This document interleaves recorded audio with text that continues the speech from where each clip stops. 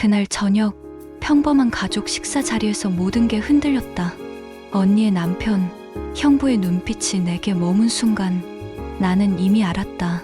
그날 밤 금단의 불꽃은 시작되고 있었다. 퇴근한 언니는 환하게 웃으며 말했다. 오늘은 같이 저녁 먹자. 형부도 퇴근 시간 맞췄대. 식탁 위엔 언니가 정성껏 준비한 반찬들이 놓였다. 나는 별 생각 없이 자리에 앉았다. 그러나 마음 한켠에서 묘한 긴장이 피어오르는 걸 느꼈다.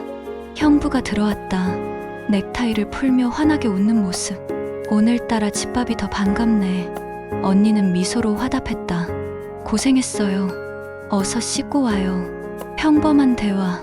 하지만 그날 그 평범 속에서 내 삶이 무너질 줄은 몰랐다. 세 사람은 마주 앉았다. 언니는 형부 옆에, 나는 맞은편에 앉았다. 너 요즘 얼굴이 좋아졌다.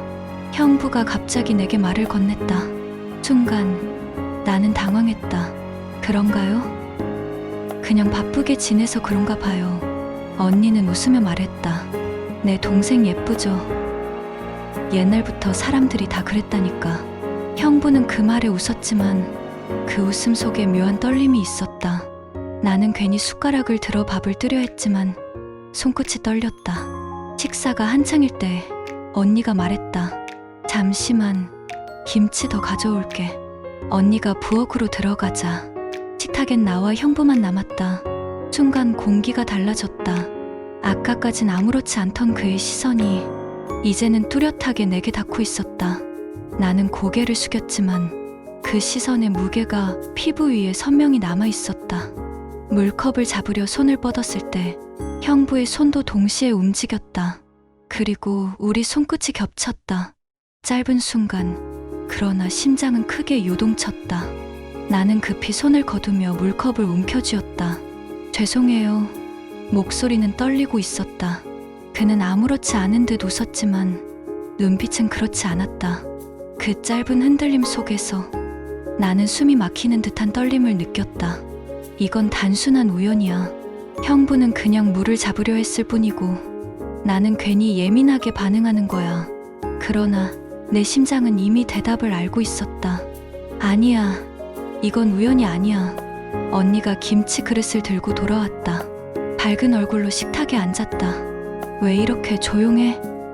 둘이 무슨 얘기했어? 나는 얼른 웃으며 말했다. 아무 얘기도 안 했어. 그냥 밥 먹고 있었지. 형부도 웃었지만 그 웃음 속의 떨림을 나는 다시 읽어내고 말았다. 식사가 끝난 뒤 방에 들어와 거울을 마주했다. 겉으론 평온한 얼굴이었지만 눈빛은 흔들리고 있었다. 나는 두 손으로 얼굴을 감싸며 속삭였다. 형부와 나, 언니 몰래 그날 밤 타오른 금단의 불꽃은 이미 시작되고 있었다. 우린 아무 일도 없던 척 웃고 있었다. 하지만 작은 접촉과 시선의 흔들림은 우연을 가장한 채 점점 더 깊어지고 있었다. 식사가 끝난 뒤 언니는 설거지를 하겠다며 부엌으로 들어갔다.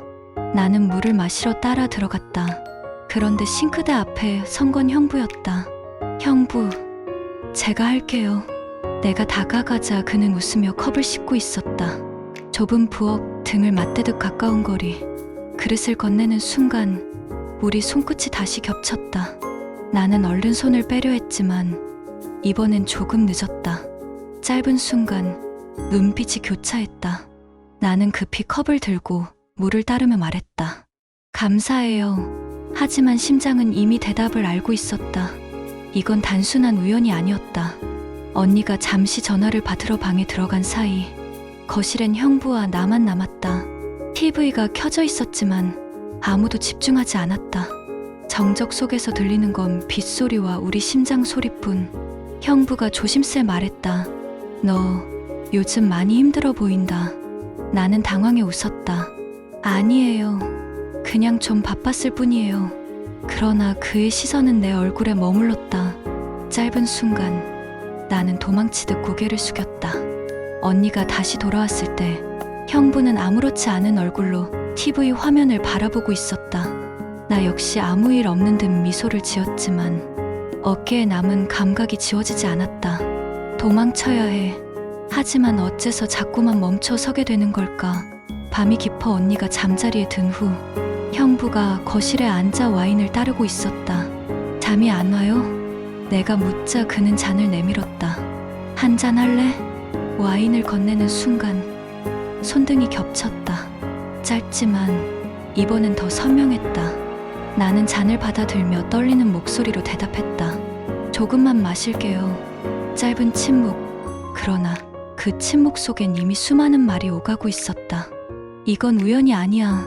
부엌에서, 거실에서, 그리고 지금 와인잔을 건네는 순간까지 우린 계속 겹치고 있었다. 나는 두 손으로 잔을 움켜쥐며 스스로를 다그쳤다. 안 돼. 여기서 멈춰야 한다. 그러나 심장은 다른 대답을 하고 있었다. 이미 불은 붙었다. 방으로 돌아와 불을 껐다. 그러나 눈을 감아도 부엌의 손끝, 거실의 시선, 와인의 떨림이 떠올랐다. 나는 속삭였다. 형부와 나, 언니 몰래 그날 밤 타오른 금단의 불꽃은 우연을 가장한 순간마다 더 크게 번지고 있었다. 우린 계속 모른 척했다.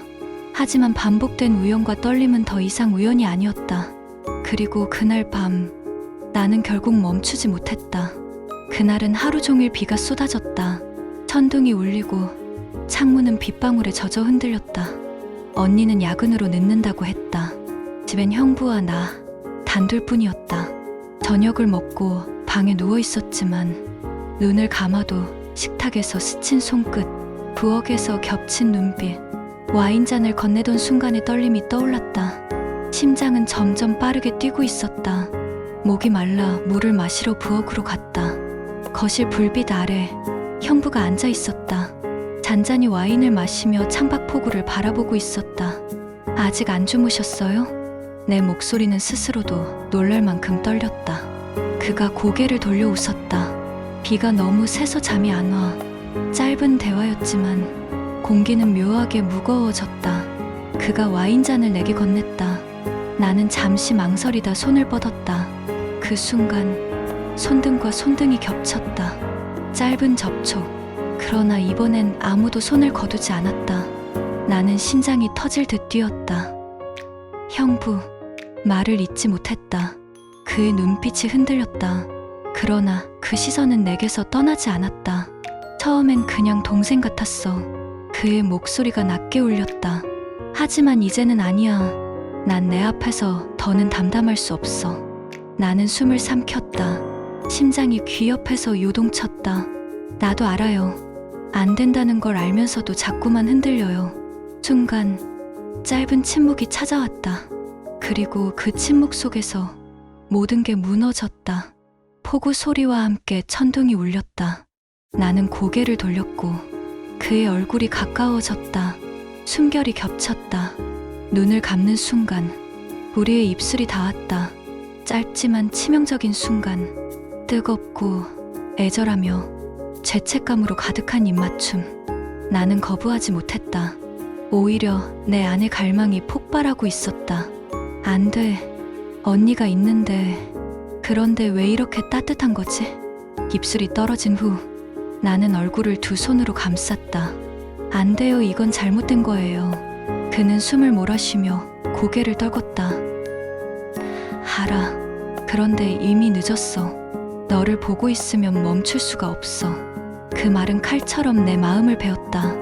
나는 눈물이 맺힌 눈으로 그를 바라봤다. 창밖 폭우는 멈출 기미가 없었다. 나는 창문에 비친 내 얼굴을 바라보았다. 입술은 떨리고 눈빛은 흔들리고 있었다. 형부와 나, 언니 몰래 그날 밤 타오른 금단의 불꽃은 결국 내 삶을 무너뜨리고 있었다. 우린 아무 일 없던 척 웃고 있었다. 하지만 언니 앞에서도 숨길 수 없는 눈빛과 손끝의 떨림은 결국 균열이 되어 일상 속에 파고들고 있었다. 다음 날 아침, 세 사람은 식탁에 앉았다. 언니는 평소처럼 따뜻한 미소로 국을 덜어주었다. 오늘은 내가 좋아하는 반찬도 준비했어. 나는 억지로 웃으며 밥을 뜨려 했다. 하지만 눈길은 자꾸만 형부에게 끌렸다. 그녀 언니의 남편이자 나와 금단의 입맞춤을 나눈 사람. 그의 시선이 순간 내게 닿았다. 짧은 눈맞춤. 그러나 심장은 크게 요동쳤다. 형부가 내 밥그릇에 반찬을 덜어주며 말했다. 많이 먹어라. 오늘은 힘든 날일 테니까. 그 손길이 내 손등을 스쳤다.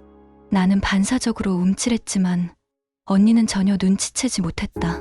그 순간 나는 숨이 막혀 숟가락을 놓칠 뻔했다. 식사 후 셋은 함께 거실에서 TV를 보았다. 언니는 즐겁게 드라마를 보며 웃었고 형부는 태연한 얼굴로 맞장구를 쳤다. 나는 웃는 척했지만 시선은 자꾸만 흔들렸다. 형부의 눈빛이 순간 내게 머물렀다. 언니가 고개를 돌리지 않는 사이 짧은 눈맞춤이 오갔다. 나는 급히 고개를 돌렸지만 이미 늦었다. 심장은 귀 옆에서 뛰고 있었고 숨은 얕아졌다. 아무 일 없던 척해야 해. 하지만 어째서 자꾸만 들켜버릴 것만 같지? 저녁 무렵 언니가 전화를 받으러 방에 들어간 사이 나는 부엌에서 접시를 정리하고 있었다. 그때 형부가 다가와 그릇을 내게 건넸다. 손끝이 겹쳤다. 짧고 은밀한 접촉. 나는 급히 손을 거두려 했지만 형부의 눈빛이 내 손에 머물렀다. 그는 낮게 속삭였다. 오늘은 더 위험했어. 나는 숨을 삼켰다. 언니가 바로 옆에 있었잖아요. 들켰으면. 그는 고개를 저으며 짧게 웃었다. 알아. 그런데 이상해. 피하려고 해도 더 가까워지고만 싶어. 그 말은 내 가슴을 무너뜨렸다. 나는 아무 대답도 하지 못한 채 그릇을 움켜쥐었다. 우린 언니 앞에서도 서로를 의식했다. 식탁에서, 거실에서, 부엌에서 평범한 일상조차 감춰진 떨림으로 흔들리고 있었다. 나는 거울 속 내 얼굴을 바라봤다. 겉으로는 아무렇지 않은 미소를 지으려 애썼지만 눈빛은 이미 흔들리고 있었다. 밤, 창밖에서 다시 빗방울이 떨어지고 있었다. 나는 창문에 기대어 속삭였다. 형부와 나, 언니 몰래 그날 밤 타오른 금단의 불꽃은 아무 일 없던 척한 일상 속에서 균열이 되어 번지고 있었다. 그리고 그 균열은 결국 내 삶을 무너뜨리고 있었다. 겉으론 평범했다. 언니는 환하게 웃었고 형부는 태연한 얼굴을 했다. 하지만 나는 알고 있었다. 그날 밤 시작된 불꽃은 끝내 감춰지지 못하고 내 삶을 무너뜨리고 있었다. 아침 식탁. 언니는 따뜻한 미소로 내 앞에 국을 덜어주며 말했다. 오늘도 힘내. 내가 웃어야 집안이 밝아지잖아. 나는 억지로 웃었다. 그러나 손끝은 떨리고 있었다. 형부가 내 밥그릇에 반찬을 놓으며 무심히 말했다. 많이 먹어라. 오늘은 바쁠 테니까. 순간 그의 손끝이 내 손등을 스쳤다. 짧고 은밀한 떨림. 언니는 아무것도 모른 채 웃었다. 나는 급히 고개를 숙였지만 심장은 이미 쿵쾅거리고 있었다. 저녁, 셋은 함께 거실에서 드라마를 봤다. 언니는 즐겁게 웃었고 형부도 맞장구를 쳤다. 그러나 어느 순간 형부의 시선이 내게 닿았다. 짧은 눈맞춤. 나는 급히 고개를 돌렸지만 그 눈빛의 여운은 지워지지 않았다. 언니는 내 표정을 보지 못했지만 나는 숨이 막혀 자리를 피하고 싶었다. 아무 일도 없는 척 웃어야 해. 하지만 우리 둘 다 이미 알고 있잖아. 밤, 언니가 전화를 받으러 방에 들어간 사이 나는 설거지를 하고 있었다. 형부가 조용히 다가와 그릇을 내게 건넸다. 손끝이 다시 겹쳤다. 나는 움찔했지만 손을 거두지 못했다. 짧은 침묵 끝에 형부가 낮게 속삭였다. 이제 감출 수 없을 거야. 나는 숨을 삼켰다. 제발 이런 말 하지 마세요. 언니가 알면. 그는 고개를 저었다. 알아. 하지만 이미 늦었어. 그 순간 나는 그릇을 떨어뜨릴 뻔했다. 심장은 폭발할 듯 뛰고 있었다. 방으로 돌아와 거울을 마주했다. 겉으로는 평온한 얼굴. 하지만 눈빛은 이미 흔들리고 있었다. 우린 아무 일도 없는 척 웃고 있었다. 그러나 그날 밤 시작된 불꽃은 끝내 감춰지지 않았다. 언젠가 드러날 거야. 그리고 그 순간 내 삶은 완전히 무너질 것이다. 창밖에 다시 빗방울이 흩날렸다. 나는 창문에 기대어 눈을 감았다. 형부와 나, 언니 몰래 그날 밤 타오른 금단의 불꽃은 끝내 감춰졌지만 결국 내 삶을 무너뜨리고 있었다.